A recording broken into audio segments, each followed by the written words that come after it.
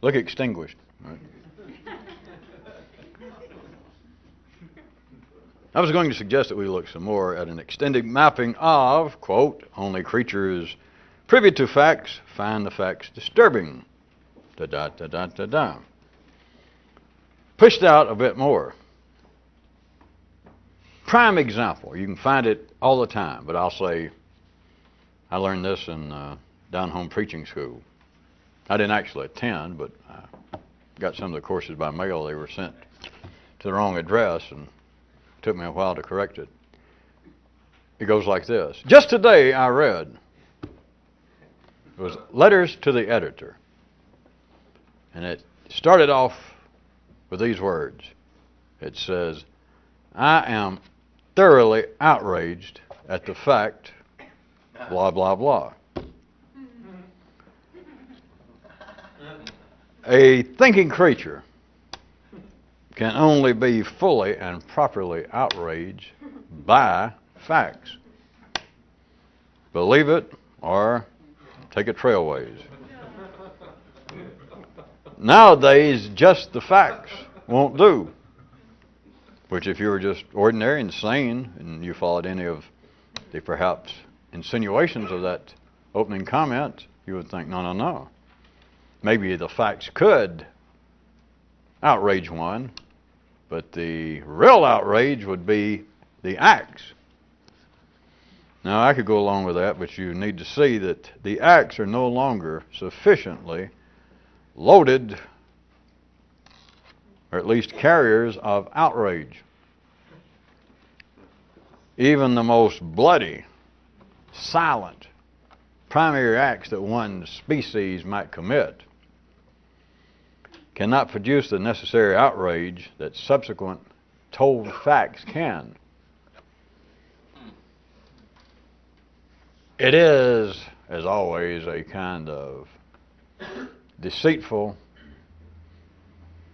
verbal mapping, because you're not supposed to look at it to begin with, and then when you do look at it, if you try to with just ordinary eyes, you start off and you think, well, wait a minute, it can't be that way. And you see that with one eye, and then if you go a little further and you look the other way, you go, well, yeah, it can, but then your two eyes sort of try to get together and, you know, like Ben Turpin, and they go, so what?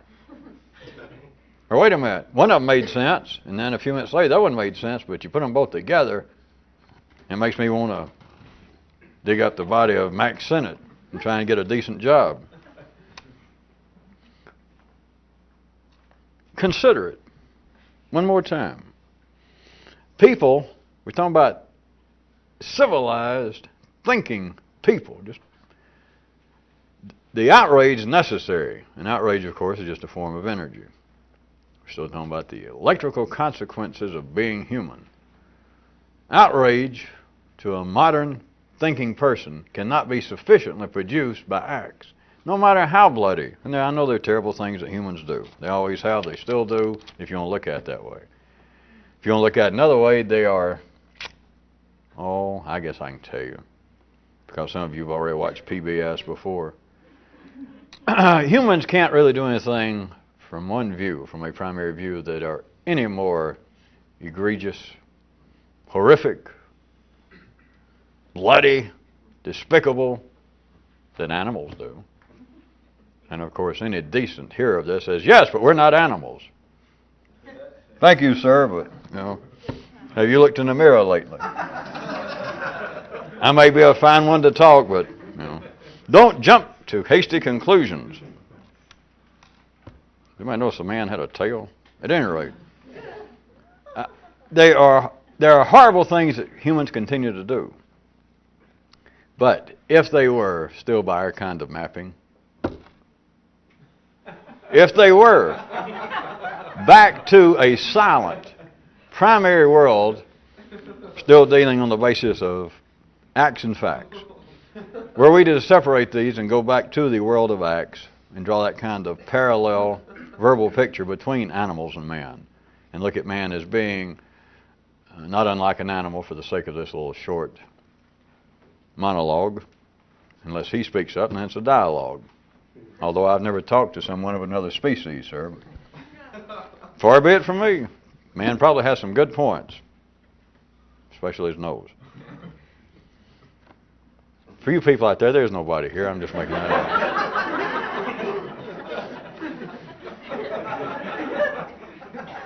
If we for a second looked at the primary world, the silent primary world, as being, now think about man as just being an animal. He could do, and would do, not unlike he can still do, bloody acts such as killing, not only other creatures, but his fellow creatures. And you can go, ugh, turn your face, ah. But those acts will not produce nowadays. And I'm not speaking psychologically, sociologically, media-wise, although it can come out and we can talk about it that way if you've got to start looking there. It is the necessary expansion and movement of energy.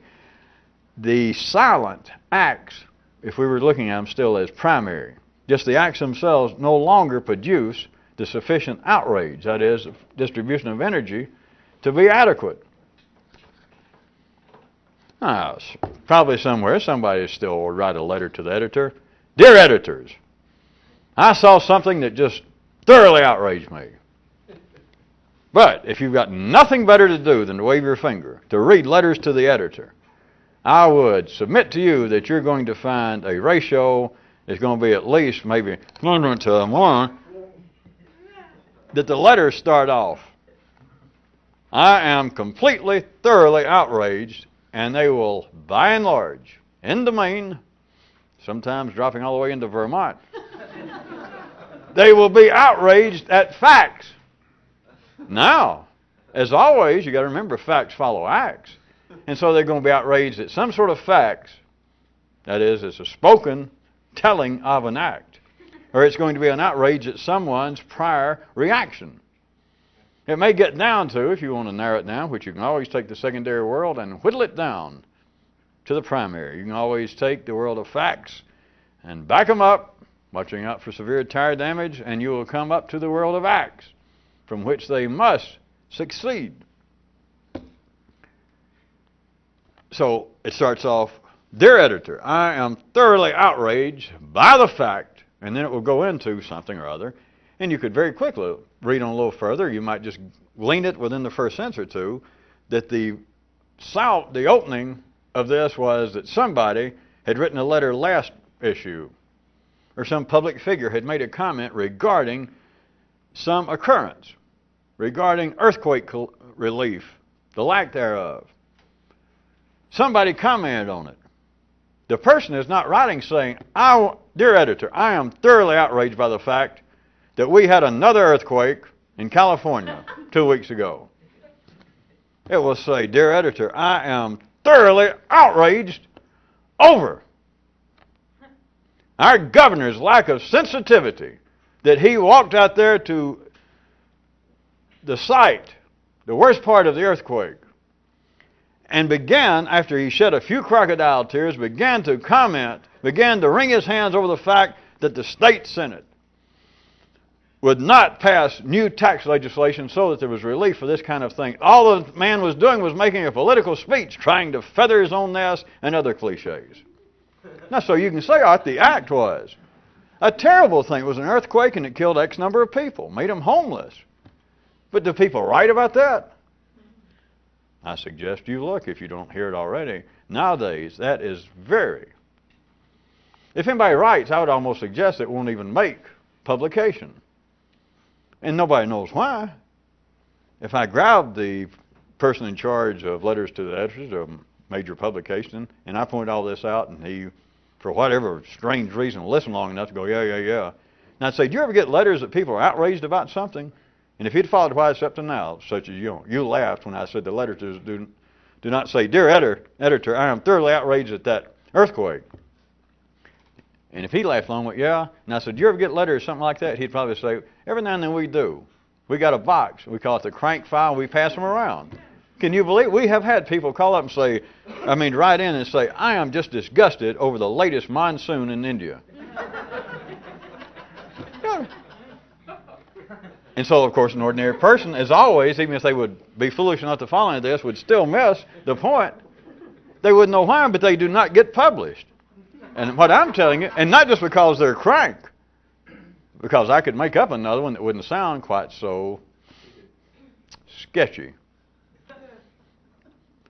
But it simply does not reflect life's need for the expansion of energy, and the expansion of energy now is no longer adequately produced on the basis of acts, in the same way it's not adequately produced in the world, the primary world.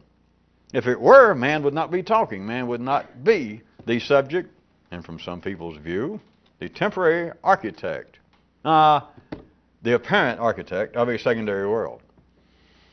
If it was simply sufficient that man still be operating on the same kind of energy transfer and transformation basis as crocodiles, possums, and I don't know how it reminded me of. I didn't mean to look at you, sir. It was just slip of the neck. That would be as far as man would have been developed, and he would be transforming energy still at that level. But it's not. And it is indicative by such things. The letters to the editor is just a hard copy version of me telling you, hinting to you how people talk to one another and how the ordinary intellect thinks to itself. It is outraged. And if it's pointed out, it's still outraged by acts.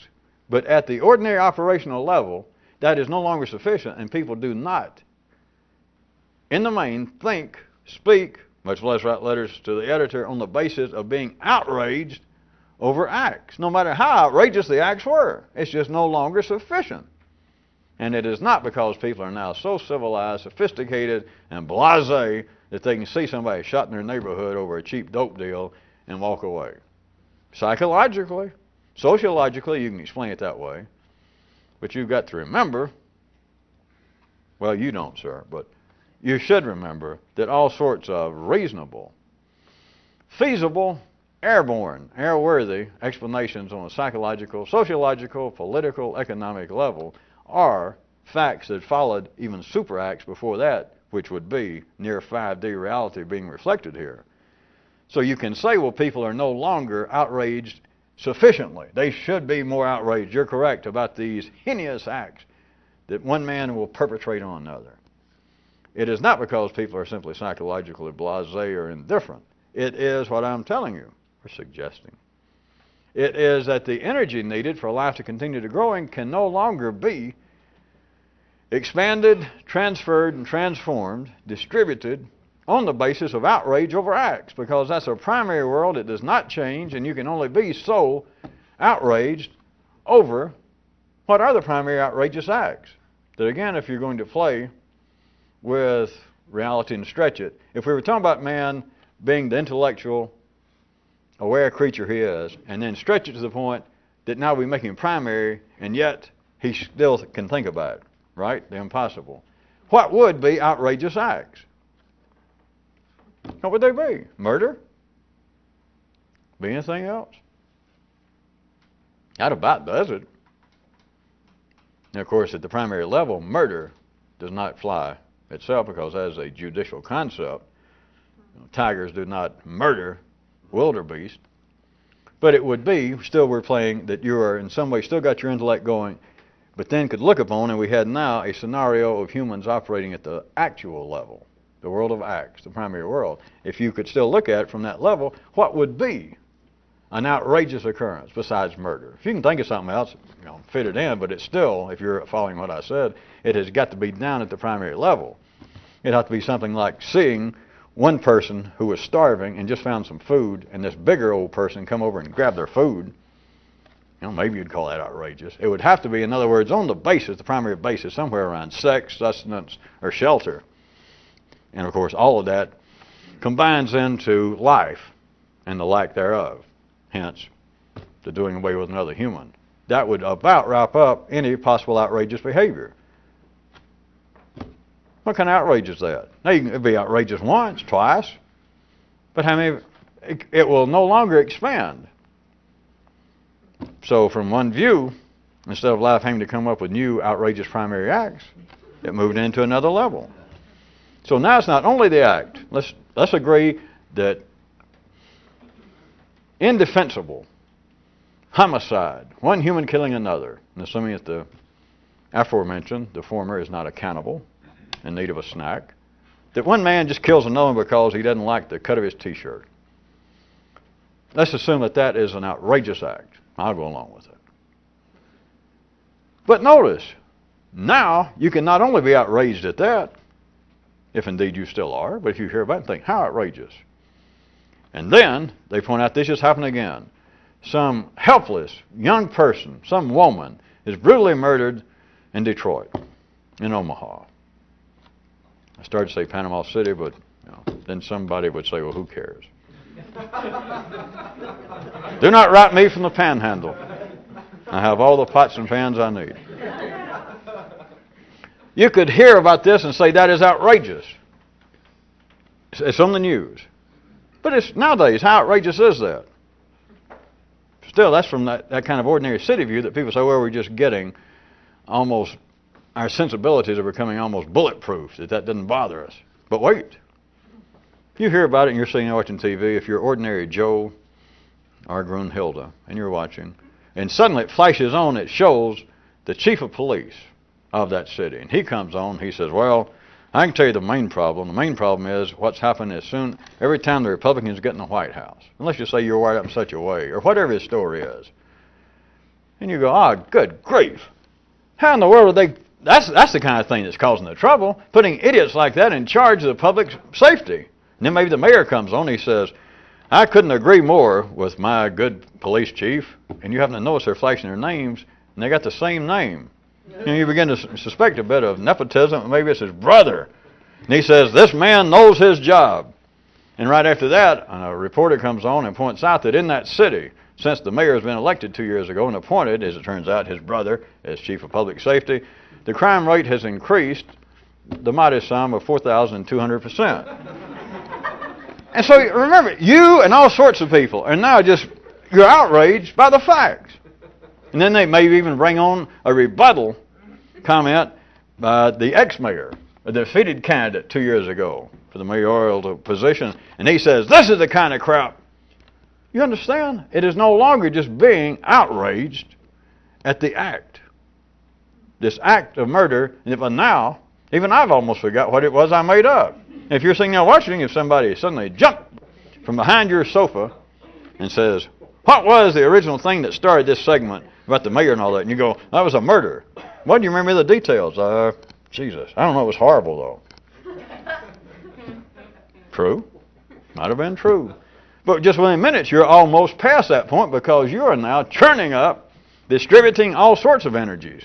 Beyond that, see, now you're outraged by the facts. By the fact that man, that fat son of a bitch would come on there and say, well, I may be the chief of police, but this is not my fault. And you're hollering, well, whose fault is it if you're the chief of police? And then here comes this other fat guy behind him, patting him on the shoulder, and it turns out it's the mayor, his brother, him say, yes, I'm behind you 100%. I love the work you're doing. You're thinking, work, what work? All he does is say, it's not mine. Notice, the outrage in a quiet, real operational sense nowadays can become more intense, more alive over the facts, not the acts.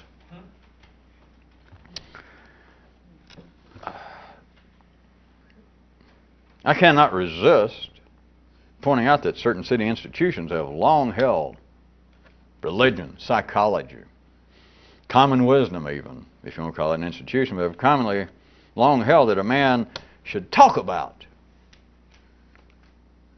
factualize. He should talk about disturbing acts that he may have witnessed or been through so as to better cope with them. I mean, that's just part of... Now, we're not disputing that. I mean, getting into that. You all know that. That's just... Nowadays it is down to the point of being as much common wisdom in reality as the adoption of 20th century psychological ideas about the subconscious, unconscious, etc., is that you should talk about things that have really disturbed you, outrageous events that you may have witnessed. Is talk about them to better cope with them. All right. Let's not questioning that, but notice this. In that sly devil way that life has, that behind all this still resides what I'm suggesting to you is life's need to have men talk about their outrage and their concern. Because this helps expand the distribution points, the lines of distribution of energy. And yet, men have an excuse for it. They have an explanation. Not just now responding to the electronic beams on your television screen, but of people actually witnessing acts that they are very concerned about, perhaps even outraged that they saw it happen. And perhaps they don't write letters to the editor. But now it's accepted as just part of just everyday intelligence. It's something that really happened that you happen to have been a witness to that was really outrageous. You should talk about it because it'll help you come to some kind of grips with it. Let's say that that's for city people is true, for ordinary people. But notice, I'm suggesting to you that there is another reason as always, and it's not just blind, it never is. It's not just life making people doing things without them knowing why. If suddenly you were stopped, or you stopped yourself and thought, is this really a good thing? Why do I want to talk about something horrible I've seen? Why do I want to rush out and tell somebody, Jesus, sit down, let me tell you, you got a second? Well, I was on my way to work. I was fixing to go out and have a big dinner. No, wait a minute, this is better. I just saw a damn car wreck. I saw one guy, it looked like he's either drunk or dead on purpose. He ran head on and he threw. This woman went through the windshield, it cut her neck off, blood was spurting. The other guy probably is not in that big a hurry to go eat now. But let us say that for some strange, anomalous reason, the speaker goes to himself, what in the hell do I keep doing this for? Why did I do this? He has a reason. What if he stopped? This wouldn't happen, but you can follow this. What if he said, I'm sorry, why did I do this? I see something horrible, I see something outrageous like that, and it's just like I got to tell somebody, but why do I have to run and tell you or anybody that? And perhaps the other guy says, well, you know, I guess I know what you mean, but to tell you the truth, I mean, I'm sorry you saw it. I don't even like to hear about it.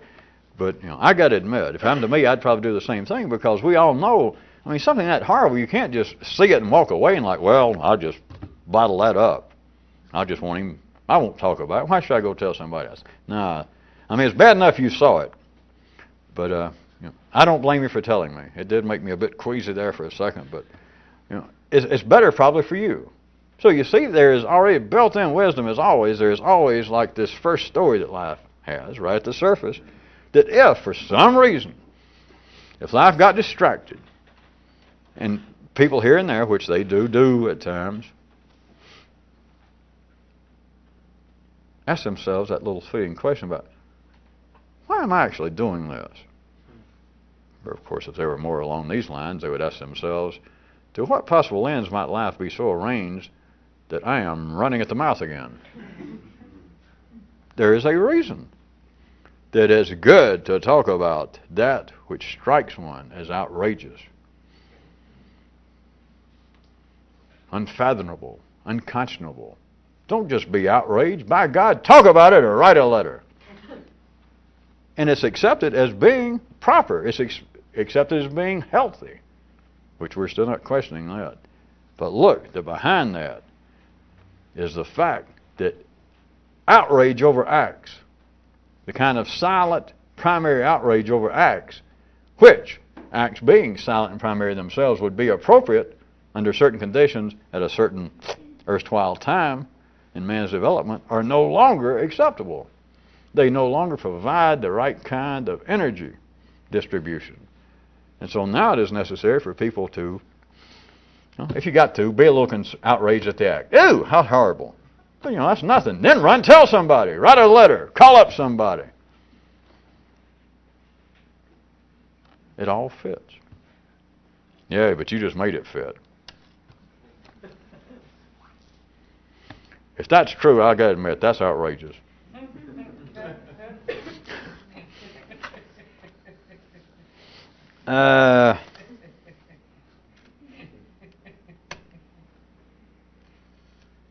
Kind of a side, it just reminds me that all of this in conjunction with us being, speaking generically, of it being men nowadays, modern men, intellectually, news-oriented, that I could almost think up a spot for a new version of a good old commercial jingle that some of you might remember. It'd be like Life's Own Juicy Fruit Twins, and then be singing like double your reaction, double your efficiency. If you're not old enough, maybe that's too obscure. I said it was an aside. How about there was a Kairoot a few nights ago that said if men didn't talk, they wouldn't have anything to talk about. Would you like to consider a variation of that? If men didn't talk, they wouldn't have anything to talk about. Or, the ever important or. If we didn't have facts, we couldn't have any additional facts.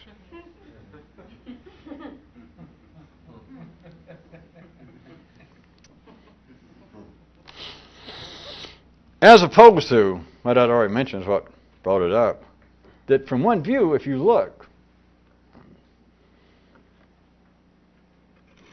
men apparently have sufficient primary acts. Life has not produced any more acts, not since you've been alive. Life has not produced any new acts since history has been alive. Life has not produced any new acts since man's intellect has been alive. There have not. Life has not had to come up with some variation of sex to make it work. Life has not had to come up with a second form of eating. Life has not had to come up with sleeping variation number 2. It is simply, I see it, at that kind of primary level, I said apparently. Any of you who want to find a rat hole. Life, apparently, has given men a quite sufficient number of acts. But that is not so with facts. For the secondary world of facts to thrive, it must be forever on the move. It's got to be forever agitated. It has got to be, in a sense, forever outraged. That whatever facts we got here, by God, they won't do. Whatever the original act was, what a horrible act. And one person killed another. That is horrible. I'm outraged. Just for a second. And then somebody says, well, here's what we should do. What we should start doing is skip all this trial and stuff. When somebody's killed somebody else, take them out in the street and shoot them then. Well, now I'm playing, all these parts, and the guy goes, well, maybe that's true. Sure, why not? Let's do that. Now we're into facts. And then somebody else comes up to this guy and says, well, wait a minute. What if you were staying there and somebody got shot and they dropped the gun, you picked up the gun trying to get the guy who shot him, and suddenly a crowd rushed out and didn't see you and thought you'd done it, and before you had a chance to explain, they're ready to shoot you. Well, now wait a minute. That takes some more thinking. In other words, some more facts. Well, wait a minute. All right, there would be exceptions. Wait a minute. And then somebody else rushes up and says, well, hey, that's how this whole problem started anyway. If we're going to start making one exception, then it's 2 exceptions. I mean, that's why the 10 Commandments didn't work. As soon as they had 10 Commandments that thou shalt not steal, some accountant from Cleveland came in and said, well, now wait a minute. That doesn't cover certain forms of fraud that I can think about. So then they had to come out with whatever the commandment was, 6.1. Thou shalt not steal, and then 6.1 was, thou shalt not commit fraud. And then his brother-in-law later, so wait a minute. That doesn't include double billing. So they had to do 6.2. But rather than seeing that as being some sort of attack on humanity, don't you see, that is a blossoming. From some very crude, limited views, you could look at all of this. You could look at civilization as being a blossoming of criminality.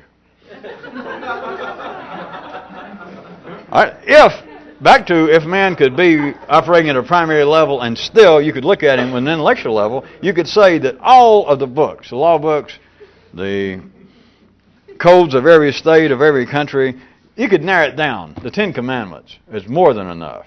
More than enough. But notice it was not more than enough. But you could look at the flowering of civilization. The expansion of man's intellect is just what I said. It says, thou shalt not steal. And as soon as the intellect got going good, which it was already, but the better it got, if somebody went steal.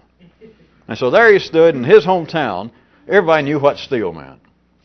But then commerce got going, and stealing was the actual physical removal of someone else's property. Then they began to fool around with money, non-tangible bookkeeping, and so they came up with the idea of fraud. And truly, fraud was not a form of stealing then. So they had to go, all right, wait a minute. So they had to make 11 commandments. Then they had to make 12, and then 13, and now, every state, those of you who's never looked at a code from the criminal code at least, in your locale, you wouldn't believe how many laws there are. You don't even want to know about it. You don't want to think about it. And why? You can say, well, it's because humans are just no good. They had 10 commandments. If they'd lived by that, they'd been all right. And they kept trying to weasel their way out. So you can look at it that way if you're ordinary, but that's not it. Because had they lived by the 10 commandments, I got news for you folks. You'd still be wearing the same kind of clothes that Moses was wearing. You'd have the same kind of entertainment. We'd all look about the same. You wouldn't have any hairdos. There'd be no Harper's Bazaar, no Mademoiselle magazine, no TV. I'm not saying that's wrong, but I would suggest that if you took a vote in any city on this planet and said, would you, all the complaints you got, if right now I can snap my fingers and you're back living out there on the desert at the same level as Moses with just 10 commandments, think quick, which do you choose? I suggest that there's no great contest. So from one view you can say, well, it is an increase. It is a continuing increase in the criminal mind. The devolution of the human spirit, that they could not live by 10 commandments. And now we've got, in any particular state and country in the world, you've got thousands of commandments trying to plug up the holes. Every time they say, don't do so-and-so, some slick guy from Florida say, well, wait a minute. That doesn't mean so-and-so, and so he finds a new way to get around it, and they go, well, Jesus. Then they got to pass another law. You can look at it that way, or you can look at it another way. It is living proof of the flowering of the human intellect. It is civilization growing. That the acts themselves are of less and less specific, immediate consequence. It will not do the trick. It is now the facts that follow from it.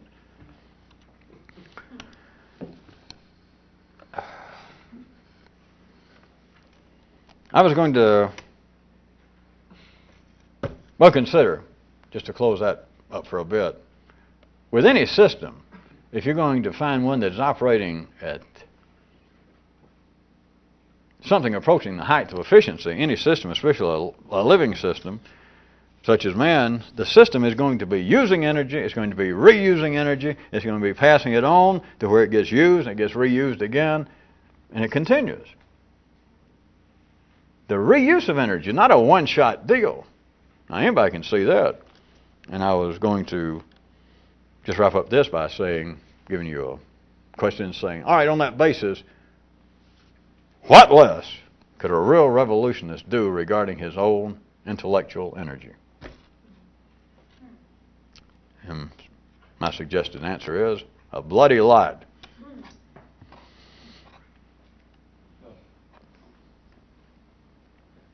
How about another variation of the theme? And that is that only creatures privy to facts want to be free of the facts.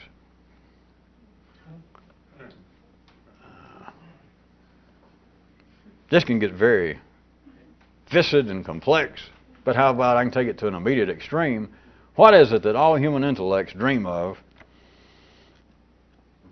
picture, think about, in the ultimate idea of some paradise, some heaven, some utopia? Whether now or later, but normally it's later since they can't deal with it now. The dream, all dreams of some real paradise are places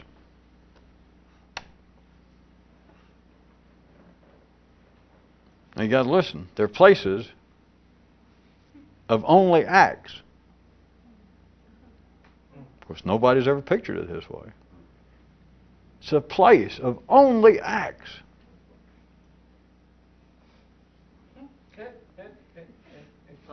Only, I'll add this, only non-injurious acts.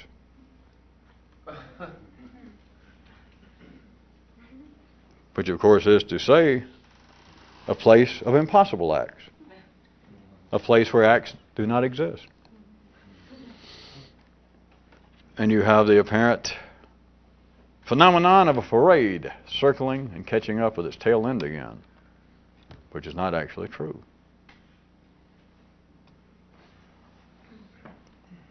Shall I leave it there or say something?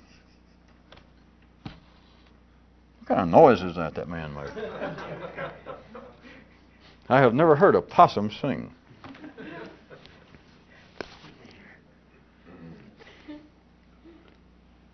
The ordinary intellect's concept of a heaven is a place of no facts. Think about it. Whether you're Muslim, Christian, include everybody else. Jews, Buddhists, and everybody else assume that somewhere in their heart they think, yeah, there's got to be.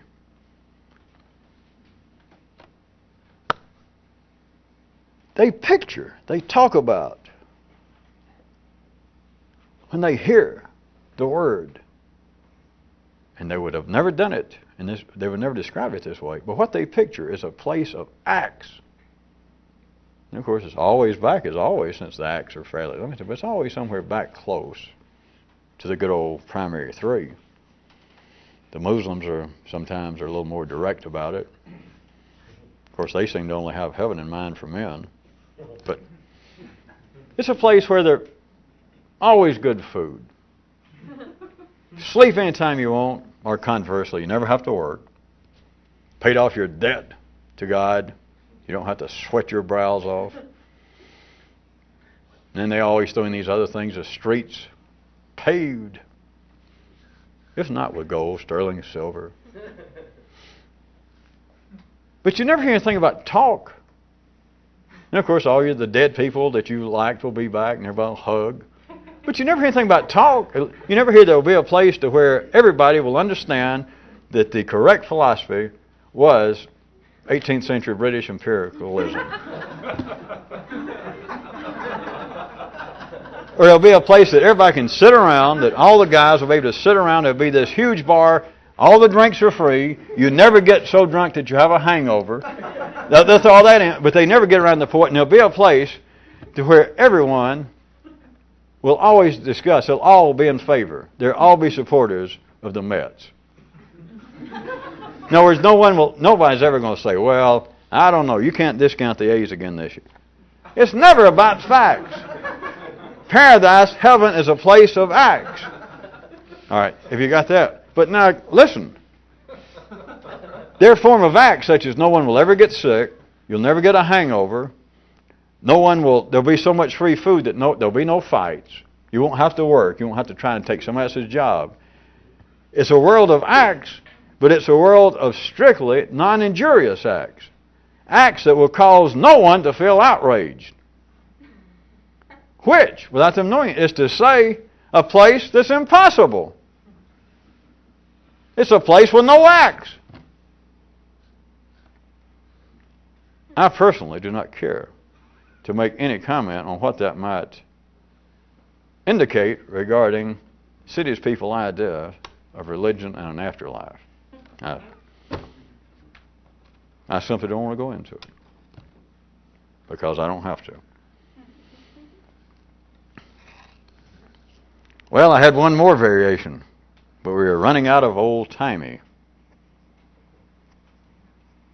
You're going to reset the clock here.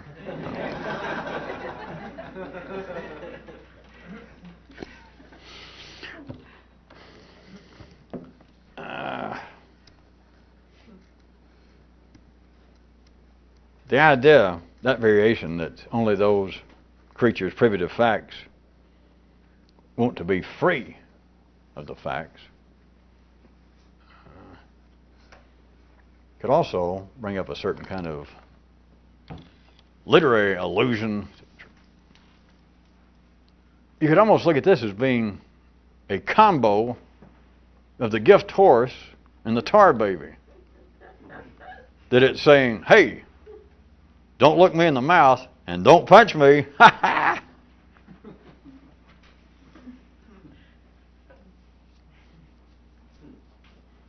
Well, See, I could say that I was hoping that would be a nice finish, but since I knew there were 6 minutes left, you understand that even I had certain reservations.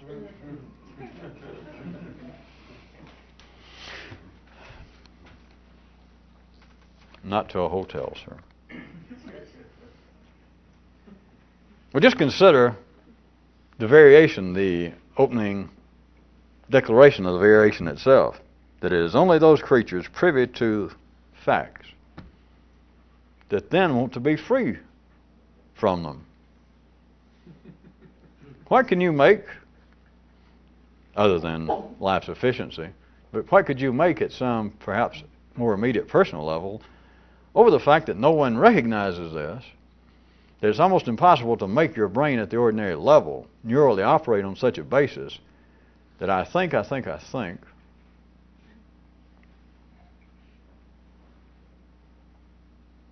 and then you still have this desire. All you got to be is just push slightly in the right direction. You'll even say it if you're an ordinary person, that I would like to be freed from this. And it, under different guises, of course, passes for an unassailable evidence of one wanting to be more educated, more sophisticated, because you want to be free from your present facts. That, well, I don't understand enough. I do not have the right kind of attitude. I don't have the right kind of thinking about my place in life, about my job, about my personal relationships. And so you in some way want to be free from the facts as you find them, but there would be no such desire for freedom could you not think about facts to begin with. And recall the car route, to which I already alluded, but it started out and just stated that all parades eventually circle back upon themselves. Parentheses. That's not true, but around here you can't make people see otherwise. Because that is all that ordinary intelligence were to listen to this kind of foolishness long enough, the one eye and then the other, and go, well, it would apparently just, well, all you've done is double back on yourself in some way. And they would simply see it as being, yet again, another form of the big I. Said, yeah, that's ironic, but it doesn't prove anything.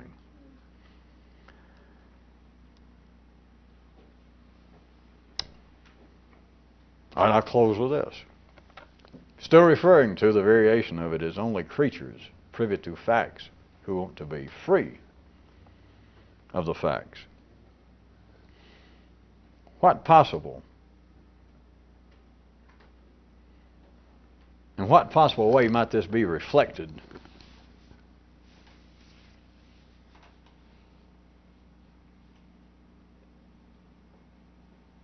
in man's, forget paradise and the idea, that was an extreme, but in what ways might wanting to be free from the facts, once you are privy to the facts, what possible reflective manifestation might be going on in man's everyday, ordinary intellect regarding what they think they seek in the here and now?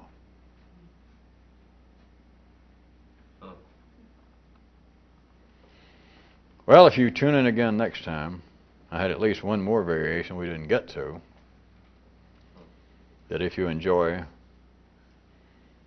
the wonderful world of acts and facts, you may find it to be yet another interesting, if not surprising, variation of the same theme.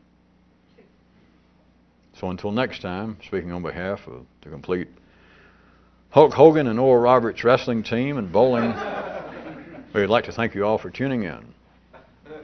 Not really enough to actually thank you, but just to kill time at the end of the tape to say thank you so much. Thank you. Thank you on behalf of the whole team. Are we off? Are we off?